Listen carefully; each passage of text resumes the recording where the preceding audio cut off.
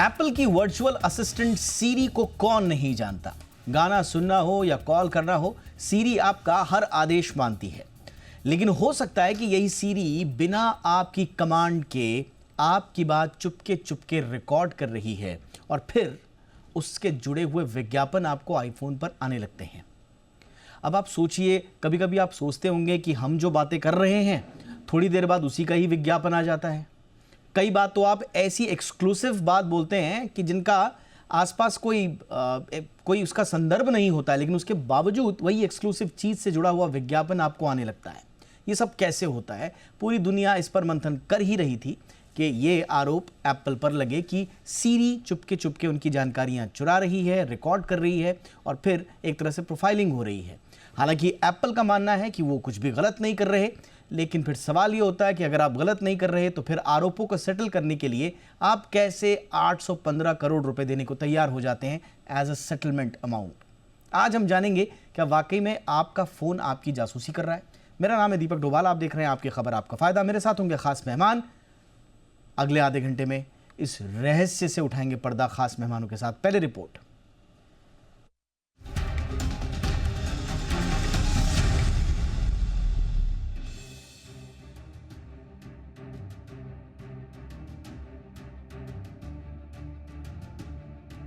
आजकल टेक्नोलॉजी की दुनिया में जहां निजी डेटा की सुरक्षा सबसे बड़ी चिंता का विषय बन चुकी है, ऐसे में एप्पल का नाम एक बड़े विवाद में सामने आया है।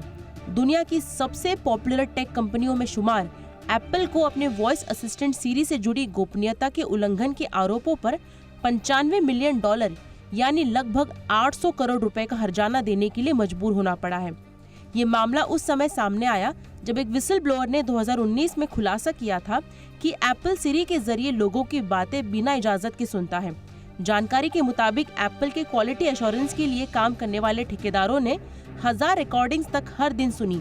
इनमें से कई रिकॉर्डिंग्स हे सीरी वाक्य बोले बिना ही सीरी के गलती से सक्रिय होने पर रिकॉर्ड हो गई। क्लास एक्शन मुकदमे में आरोप लगाया गया कि एप्पल ने रिकॉर्डिंग्स का इस्तेमाल विज्ञापनों के लिए किया। यूजर्स ने जिस बारे में बात की, फोन पर उसी के विज्ञापन दिखाए जाने लगे। हालांकि एप्पल ने इन सभी आरोपों को खारिज करते हुए कहा कि सीरी को शुरुआत से ही यूजर प्राइवेसी की सुरक्षा के लिए डिजाइन किया गया है। सीरी डेटा का उपयोग कभी भी मार्केटिंग प्रोफाइल बनाने या विज्ञापन उद्देश्यों के लिए नहीं किया गया। एप्पल ने 2019 में इस विवाद के बाद अपनी नीतियों में कई बदलाव किए। अब सीरी डिफॉल्ट रूप से ऑडियो रिकॉर्डिंग्स को स्टोर नहीं करती और यूजर्स को डेटा कलेक्शन के लिए मैनुअल रूप से सहमति देनी पड़ती है। एप्पल का कहना है कि अब सीरी अधिकतर ऑफलाइन और डिवाइस के अंदर ही सीखने का काम करती है। एप्पल ने अपनी गलती स्वीकार करते हुए कहा कि वो समझते हैं कि उन्होंने अपने उच्च मानकों को पूरी तरह नहीं निभाया और इसके लिए एप्पल ने माफी भी मांगी। इस मामले में एप्पल ने $95 मिलियन के समझौते के तहत अमेरिकी यूजर्स को $20 यानी लगभग 1650 रुपए प्रति व्यक्ति तक का मुआवजा देने की पेशकश की है।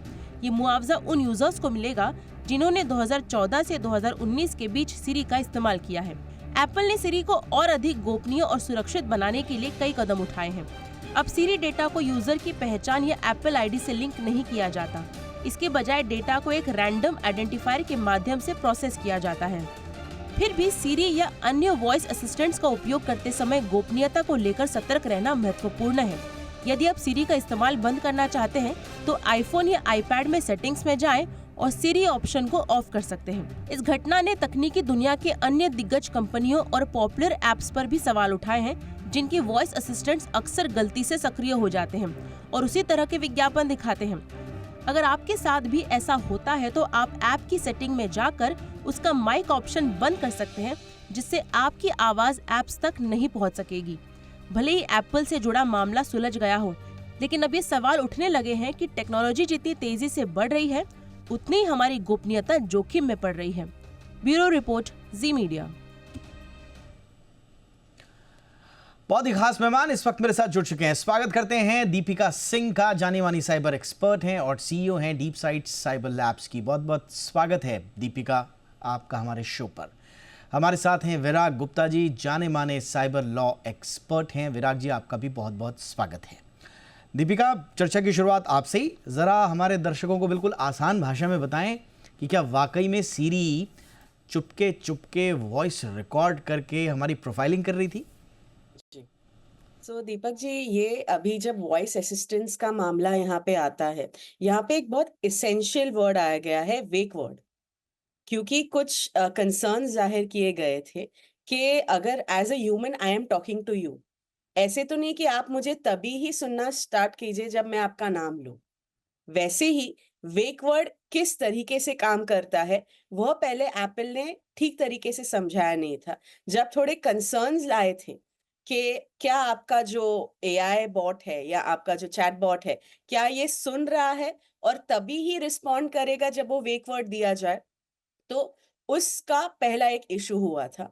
उसके बाद अभी जो मेन इशू ये 2019 में शुरू हुआ था, जबकि जो भी थर्ड पार्टी कॉन्ट्रैक्टर्स है जो कि ट्रेनिंग एंड टेस्टिंग का काम करते हैं, क्योंकि एक एआई है, एआई वॉइस असिस्टेंट जिसको ट्रेन किया जा सकता है। कई बार ऐसे होता है कि जब वेक वर्ड ना भी बोला जाए वो एक्टिवेट हो जाता है, और जो ये थर्ड पार्टीज हैं इनका काम यही था कि ये वेक वर्ड पे एक्टिवेट हुआ है और रिस्पॉन्सेस कैसे थे उसके हिसाब से वो उसको ट्रेन कर रहे थे। और ये जो डिस्कशन है, मैं सिर्फ सिरी पे या सिर्फ एआई असिस्टेंट्स पे नहीं, बट जो भी स्मार्ट टेक्नोलॉजीज हमारे अराउंड है, जो हमारे साथ कन्वर्स करने की क्षमता रखते हैं या फिर माइक्रोफोन या कैमरा एक्सेस ऑक्यूपाई करने की क्षमता रखते हैं, उन तक ये डिस्कशन लेके जाना चाहूंगी, जो कि है सैमसंग का बिक्सबी, अमेजोन का एआई या दैट्स एलेक्सा, या फिर गूगल का ओके गूगल, या फिर अमेजोन का अगेन रूम्बा, जो कि एक स्मार्ट होम क्लीनर है। तो इसमें जितने भी हमने देखे हैं वेक वर्ड के बाद एक्टिवेट होना, यह पहला एक क्वेश्चन मार्क आता है। दूसरा क्वेश्चन मार्क आता है कि क्या हम हमारे जो ऑडियो रिकॉर्डिंग्स है उसमें एक्सेस कर सकते हैं या नहीं कर सकते। तीसरा, जो हमारे लॉग्स है, क्या हम उसको एक क्रोनोलॉजिकली एक्सेस कर सकते हैं कि हमने कब कब इन्होंने हमारा माइक्रोफोन यूज किया। अगर ऑल द टाइम एक्सेस शुरू शुरू में होता था तो उन्होंने कब हमारा माइक्रोफोन या हमारा कैमरा यूज किया। और चौथा, अगर वैसा कोई रिकॉर्डिंग है, क्या वो क्लाउड सर्वर पे जा चुकी है या वो हमारे पास है। अभी तो सिर्फ ये मामला बाहर आया है, और अगर Deepak ji if it would have gone for a court trial और अगर एप्पल इसमें रॉन्ग साइड पे आता, $1.5 बिलियन, नियरली 11 से 15,000 करोड़ का फाइन लग सकता था, जो कि अब महज 850 करोड़ या 900 करोड़ में हो गया है, जो कि कुछ भी नहीं है for breaching a users privacy without their knowledge. यहाँ पे एप्पल प्लॉजिबल डिनायबिलिटी इसलिए क्लेम कर रहा है क्योंकि वो बोलते हैं ये ग्लिच की वजह से ऐसे हुआ था, जिसकी वजह से थर्ड पार्टीज को ये इंफॉर्मेशन मिल पड़ी। और ब्लैक बॉक्स का इस्तेमाल करके, ब्लैक बॉक्स क्या होता है कि जब एक टेक्निकल चीज डिजाइन किए जाते हैं, कभी कभी वो खुद ब खुद एक मिसबिहेवियर में चली जाती है। ब्लैक बॉक्स का इस्तेमाल करके एप्पल अपनी जो रिस्पॉन्सिबिलिटी है वहां से झुटला रहा है। एब्सोल्युटली एब्सोल्युटली दीपिका, आपने बहुत राइटली पॉइंट आउट किया। एक तो बिल्कुल आपकी बात भी हम दोहराना चाहेंगे, जो आप कह रहे हैं कि भाई लैक ऑफ डेटा ट्रांसपेरेंसी सिर्फ एप्पल का मसला नहीं है, जैसा कि दीपिका ने भी बताया। सीरी के साथ साथ एलेक्सा, गूगल असिस्टेंट और भी ये बड़ा इशू है। अब सवाल ये है कि हमारे पास, चलिए वहाँ तो लॉ सूट वगैरह है विराग जी, अब ऐसा तो नहीं है कि सीरी धरती के एक कोने में सीरी डेटा कलेक्ट कर रही है और धरती के दूसरे कोने में डेटा कलेक्ट नहीं कर रही है। इस बीच हमारे साथ पवन दुग्गल सर भी जुड़ चुके हैं, उनका भी बहुत बहुत स्वागत है सर आपका। तो विराग जी, इंडिया में हम तो लॉ सूट वगैरह भी नहीं करते हैं फाइल, यहाँ पर तो मतलब अकाउंटेबिलिटी इतने बड़े बड़े कंपनीज की कैसे फिक्स होगी, आज तक हम मंथन ही कर रहे हैं, उस पर सर ही खपा रहे हैं आज तक। तो अगर भारत में के परिप्रेक्ष्य से देखें तो क्या कुछ उम्मीद बनती है कि हम भी कुछ आवाज़ उठाएं कि भाई हमारी आवाज़ भी तो आप रिकॉर्ड कर रहे हैं? दीपक जी, 5-6 बिंदुओं में एक एक लाइन में अपनी बात बोलूँगा। दीपिका जी ने काफ़ी विस्तार से समझाया कि जब हम किसी डिवाइस के सामने ओके गूगल या हे सीरी या फिर एलेक्सा बोलते हैं और रिस्पॉन्ड करते हैं, इसका मतलब कि बोलने के पहले भी वो हमारी आवाज़ सुन रहे हैं। रिस्पॉन्ड सिर्फ हमारे बोलने के बाद नहीं करते, सुन हमारी आवाज़ रहे हैं और हमारी आवाज़ के सारे डेटा को वो रिकॉर्ड कर रहे हैं, स्टोर कर रहे हैं, इस्तेमाल कर रहे हैं और बेच रहे हैं। प्रमाण अभी तक सिर्फ इतने आए हैं कि वो रिकॉर्ड करके उसको अपने यहाँ पर एआई के लिए उसका इस्तेमाल कर रहे थे, ये पहली बात है। दूसरी बात यह है कि वहाँ पर अभी कोर्ट का ऑर्डर नहीं आया, लेकिन कोर्ट की प्रोसीडिंग्स इतनी सख्त होती हैं कि डर के मारे वो खुद सेटलमेंट कर रहे हैं और सेटलमेंट करके पैसे देने के लिए राजी हो गए हैं। जबकि भारत में सीसीआई ने लंबी जांच के बाद जब मेटा पर अभी फाइन लगाया तो उसके अगेंस्ट में एनसीएलटी चले गए, फिर एनक्लेट जाएंगे, फिर सुप्रीम कोर्ट जाएंगे। तो भारत में भी इन बड़ी कंपनियों ने कोई फाइन पेनल्टी नहीं दी है। दूसरी बात है, तीसरी बात, क्लास एक्शन सूट जो विदेशों में बड़ी पॉपुलर है, और क्लास एक्शन सूट का मतलब ये होता है कि क्लास मतलब ग्रुप ऑफ पर्सन्स, एक्शन मतलब कि वो सू कर सकते हैं, और सूट मतलब कि केस फाइल कर सकते हैं। तो नया जो हमारा कंज्यूमर प्रोटेक्शन एक्ट है 2019 का, उसके सेक्शन 35 इसके बारे में प्रावधान है।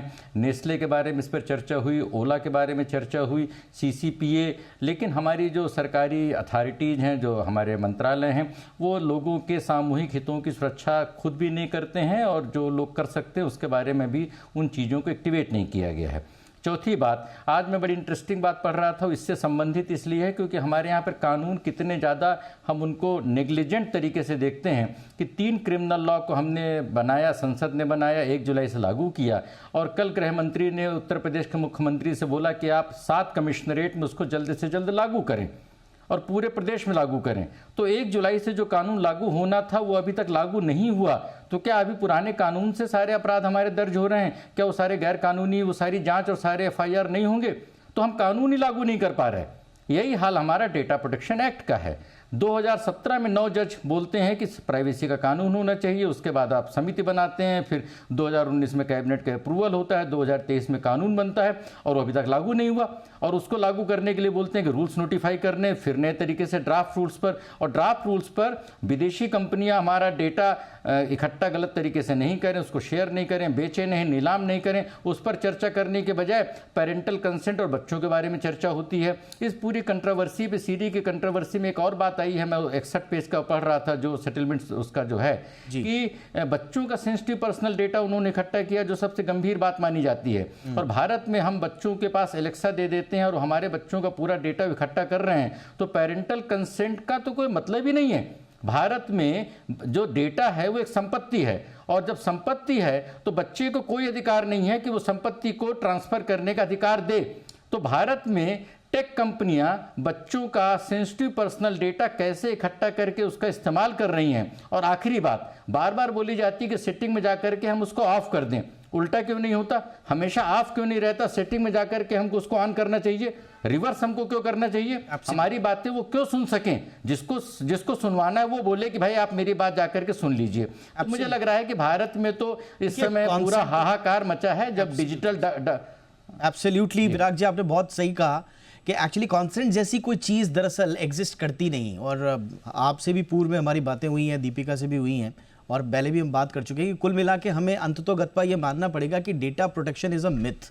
There is no such thing like data protection, there is no such thing like consent. और इसमें तो इसके मामले में भी बच्चों के कॉन्सेंट की बात आ रही है, और इससे पहले जो अमेजॉन और चाइल्ड डेटा लीक का मामला था जिसमें एलेक्सा पर बच्चों की रिकॉर्डिंग करने के आरोप लगे थे, और बाकायदा वॉइस प्रिंट तैयार किया जा रहा था विदाउट पेरेंटल कॉन्सेंट।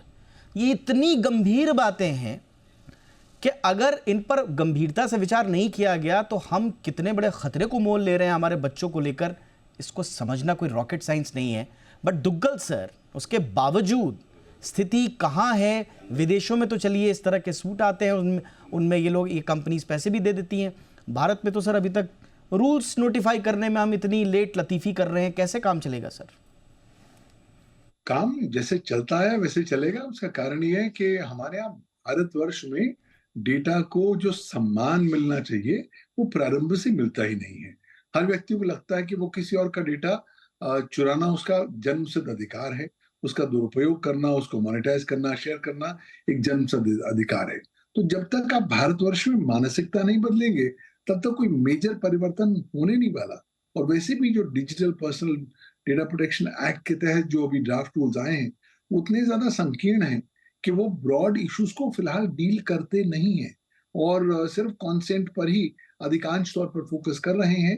भाई अल्टीमेटली हम क्या हो रहा है, जितने भी अंतरराष्ट्रीय कंपनियां हैं वो भारतवर्ष में आके दुनिया के सबसे बड़े जनसंख्या वाले राष्ट्र में आके वहां की जनसंख्या का डेटा उठाकर बाहर ले जा रहे हैं उसको मोनेटाइज कर रहे हैं और उसके ऊपर कोई रोकथाम फिलहाल नहीं की जा रही है। भारतवासियों को गिनी पिग्स बनाया जा रहा है एक लेबोरेटरी में कि चलिए हम आप पर एक्सपेरिमेंट करेंगे। तो जितना हम डिले करेंगे, विलंब लगाएंगे ये डेटा प्रोटेक्शन लॉ को इफेक्टिवली इम्प्लीमेंट करने में, तब तक लगातार नुकसान होता रहेगा। और वैसे भी देखिए, अब तो चिड़िया जो है खेत ऑलरेडी चुग गई है। अधिकांश Absolutely. भारतवासियों का डेटा भारत के बाहर तो जा चुका है। सवाल अब यह है कि जो लिमिटेड डेटा रह गया है उसका हम कैसे संरक्षण कर पाएंगे, ताकि भारतवासियों का जो डिजिटल अधिकार है और जो डिजिटल इंटरेस्ट है उनका संरक्षण हो सके। फिलहाल ऐसी कुछ चीज फिलहाल नजर नहीं आती, क्योंकि Absolutely. जो डीपीडीपी एक्ट है वो आईटी एक्ट के भी कुछ बेसिक प्रावधानों को रिपील कर देती है। इसका मतलब यह है कि एज उपभोक्ता होने के नाते, डेटा प्रिंसिपल होने के नाते आपके पास ज्यादा इफेक्टिव रेमेडी मौजूद नहीं होती। Absolutely. डीपीडीपी एक्ट में 250 करोड़ रुपए तक का फाइन तो है, लेकिन उस फाइन में से 1 रुपया भी आपको नहीं मिलेगा एज अ डेटा प्रिंसिपल, क्योंकि वो सारे का सारा पैसा सरकार के पास जाएगा कंसोलिडेटेड फंड ऑफ इंडिया में। तो Absolutely, वहां पर sir. मुझे लगता है बहुत गैप्स हैं, और इस तरह के कानून के जो ड्राफ्ट रूल्स हैं उनको ज्यादा संशोधित कर ज्यादा ब्रॉड और कॉम्प्रिहेंसिव बनाना पड़ेगा। एब्सोल्युटली सर, बिल्कुल आपने सही कहा कि गैप्स आप कह रहे हैं, हम तो कह रहे हैं पूरी की पूरी खाई है यहाँ पर और चारों तरफ से घिरा हुआ है भारतीय यूजर। एप्पल की हम बात कर ही रहे हैं, सीरी की, गूगल्स का एआई प्राइवेसी वायोलेशन, एआई में डेटा इकट्ठा करने के नाम पर उन्होंने क्या क्या गुल खिलाए हैं सारी दुनिया जानती है। अमेजॉन का हमने जिक्र कर दिया, आपका चाइल्ड डेटा को लेकर क्या क्या गुल खिला रहे हैं ये भी। माइक्रोसॉफ्ट ने एआई ट्रेनिंग के नाम पर स्काइप और कॉर्टाना का जो डाटा उसका एनालिसिस करने के लिए दिया, उसका कितना बड़ा वायलेशन हुआ पूरी दुनिया जानती है। मेटा जीडीपीआर वायलेशन का हमारे सामने पूरा पूरा केस है। सारी की सारी कंपनीज, एक भी कंपनी ऐसी नहीं है बड़ी जो हमारा डेटा नहीं चुरा रही है बिना हमारे कॉन्सेंट के, हमसे वो धोखाबाजी नहीं हो रही है। लेकिन हमारे यहाँ स्थिति ये है कि कानून बन जाते हैं लेकिन रूल नोटिफाई करने में हमें पसीने आ रहे हैं। ये स्थिति कब तक रहेगी? विराग जी, आ रहा हूँ आपके पास एक छोटे से ब्रेक के बाद, और एक यूजर के पॉइंट ऑफ व्यू से भी रेमेडीज लेंगे। फटाफट से लौटते हैं ब्रेक के बाद।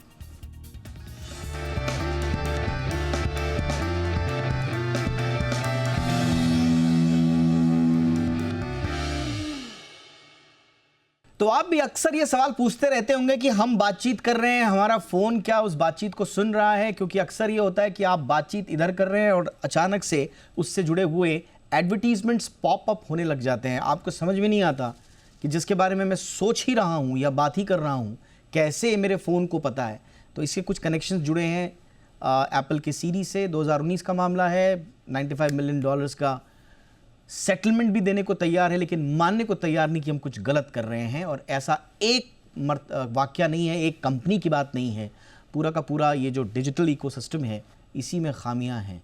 बात इसी पर आज कर रहे हैं। दीपिका, संक्षेप में बताएं कि एक आम यूज़र के हाथ में अब क्या है, और अगर हमारे हाथ में कुछ नहीं है तो फिर सरकार अब कैसे प्रोटेक्ट कर सकती है हमें?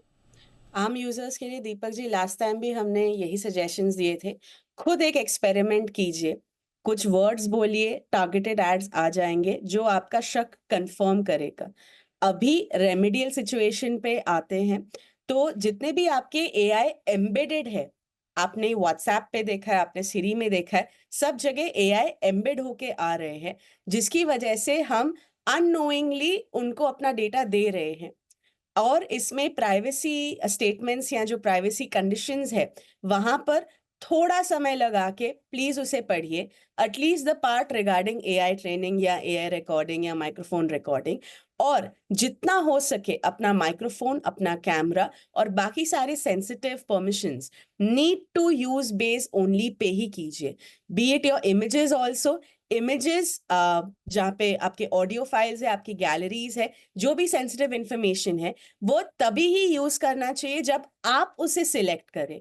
क्योंकि इसका मैंने दूसरा साइड भी देखा हुआ है। जब भी आप कोई भी ऐप अपने फोन में डालते हैं, इंस्टॉल होते हुए परमिशन देने के बाद अगर उसे आपकी पूरी गैलरी मिल जाती है, it starts giving your data और syncing your data to the cloud immediately. आप भले ही वो इमेज, आप भले ही वो ऑडियो अपने फोन से डिलीट कीजिए, वो क्लाउड से डिलीट नहीं होगा। ये एक प्रॉपर एक्सपेरिमेंट किया हुआ है and users can also do it on their own. दूसरा है, जब कभी भी आप कोई नया ऐप डालते हैं, प्लीज मेक श्योर कि वो एक एक्रीडिएटेड प्ले स्टोर या ऐप स्टोर से हो, और परमिशंस का रेगुलरली अगर आप एक्सरसाइज कर सके, इसमें एटलीस्ट डेटा जाने की जो संभावना है वो थोड़ी कम हो जाती है। मैं ये भी नहीं बोलूंगी कि बंद हो जाती है। और तीसरा, जो भी आपका सेंसिटिव डेटा, सेंसिटिव कम्युनिकेशंस और वो सब है, इस पे फोन को एयरप्लेन मोड पे रख के इन पर्सन अगर वो कम्युनिकेशंस आपको करने हैं वैसे कीजिए, या फिर फोन को थोड़ा आउट ऑफ द रीच ही रखे। वरना जो भी लिसनिंग कैटेगरीज है ये तो बंद नहीं होने वाले हैं, क्योंकि इसमें ऐसा है, या तो अगर आपको सर्विस चाहिए तो कुल आपको मिला के permissions आपको देने अपने ही फोन पड़ेंगे। को जितना हो सके दूर रखिए। आपने 3 उपाय बड़े महत्वपूर्ण बता दिए और समझ में हमको ये आ गया कि जो करना है हमको करना है, बाकी हमारी को ये आ नहीं रहा है। विराग जी, इसमें कुछ जोड़ेंगे आप? एक तो जो पूरी इस जांच में बहुत सारी बातें सामने आई कि वो private business dealing, confidential medical discussion, children का सेंसिटिव पर्सनल डेटा, बहुत कुछ डेटा वो ले रहे थे। अब अगर हम ऐतिहासिक पृष्ठभूमि में देखें तो 2006 में एक मामला सामने आया था कि जब ऑपरेशन प्रिज्म आया था और इन कंपनियों ने भारत समेत दुनिया के कई देशों के खरबों सूचनाओं को इकट्ठा किया था CIA के इशारे पे। तो ये सिर्फ लोगों की निजता का मामला नहीं है, राष्ट्रीय सुरक्षा का मामला है। फेसबुक कैम्ब्रिज वाले से पता चला कि चुनाव प्रभावित हो सकते हैं, और जो जजेज हमारे हैं वो जूम का और व्हाट्सएप का इस्तेमाल करते हैं, तो जुडिशियल सिस्टम कंप्रोमाइज हो सकता है। लेकिन सरकार क्या कर रही है? पहले बोला गया था अमेरिका में पेनाल्टी और GDPR में पेनाल्टी बहुत ज़्यादा है, भारत में 4% इनकी रेवेन्यू की पेनाल्टी रखी गई थी, जिसको घटाकर 250 करोड़ कर दी गई है। और कानून में लिखा गया है, लेकिन रूल्स में उन 250 करोड़ का जिक्र नहीं किया गया है। जब तक आप बड़ा दंड नहीं लगाएंगे, इनको कैसे रोकेंगे? दूसरा, अभी हमने डेटा प्रोटेक्शन कानून लागू नहीं किया और डिजिटल इंडिया एक्ट कानून को हम ला नहीं रहे हैं। कल सेक्रेटरी IT ने बोला है कि इस पर अभी हमें कोई जल्दबाजी नहीं है, तो इसका मतलब कि सरकार की प्रायोरिटी ये नहीं है। तो अगर हमारी प्रायोरिटी सिर्फ रेवड़ी है, हमारी प्रायोरिटी हल्के फुल्के AI बेस्ड पॉलिटिकल डिस्कशन है, तो हम तो एक गहरे गर्त में हमारी अर्थव्यवस्था और हमारी सामाजिक व्यवस्था जा रही है। एब्सोल्युटली, बिल्कुल आपने सही कहा कि प्रायोरिटी में हमारी नहीं है। हम कहते कुछ और हैं, कथनी और करनी में अभी बहुत अंतर है। कहते कुछ और हैं, करते कुछ और हैं। दुग्गल सर, आप कुछ ऐड करना चाहेंगे? बतौर सलाह आप क्या इस वक्त दिशा दशा तय करने को कहेंगे एजेंसी से, गवर्नमेंट कम से कम? एक कि एजेंसीज और सरकार लोगों की मौलिक अधिकार जो निजता का है उसका संपूर्ण सम्मान करें। जो जस्टिस पुट्टास्वामी की जजमेंट कहती है उसका पालन करें। दूसरी बात, अगर आपने हमारी निजता के अधिकार का हनन करना ही है तो in accordance with procedure establish by law करें।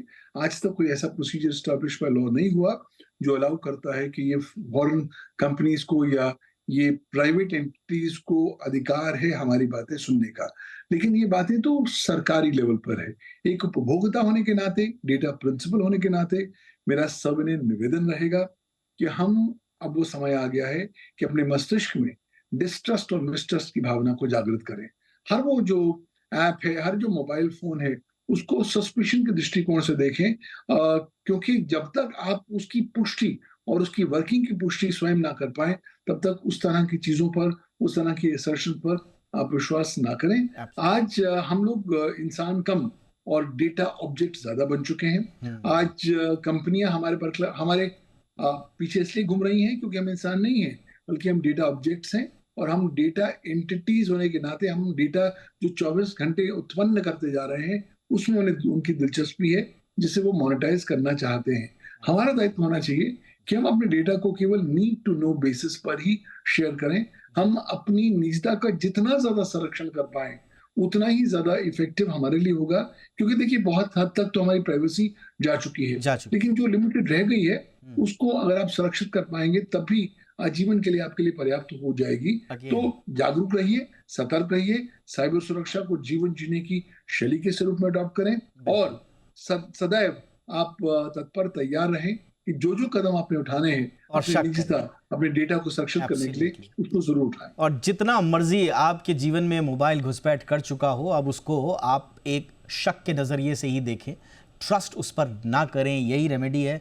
फिर से मैं कहूँगा कि बड़ा दुख होता है कि जितने हम शो करते हैं लास्ट में समाधान एक ही निकलता है कि जो करना है हमको करना है, हमारी मदद के लिए कोई नहीं आएगा। न कोई सरकारें तैयार हैं, न उनकी इच्छा शक्ति दिख रही है, न एजेंसीज के पास ऐसी ताकत या विजन दिख रहा है। इसलिए जो करना है हमें करना है, वो क्या करना है हमारे मेहमानों ने अच्छे तरीके से बताया, और इसके लिए हम शुक्रिया करेंगे तीनों मेहमानों का। बहुत बहुत शुक्रिया Deepika Singh, thank you so much, वक्त निकाला आपने। Virag Gupta, thank you so much sir. Pawan sir, बहुत बहुत शुक्रिया सर आपका भी शो में आने के लिए। आपकी खबर आपका फायदा में इतना ही, इजाजत दीजिए, नमस्कार।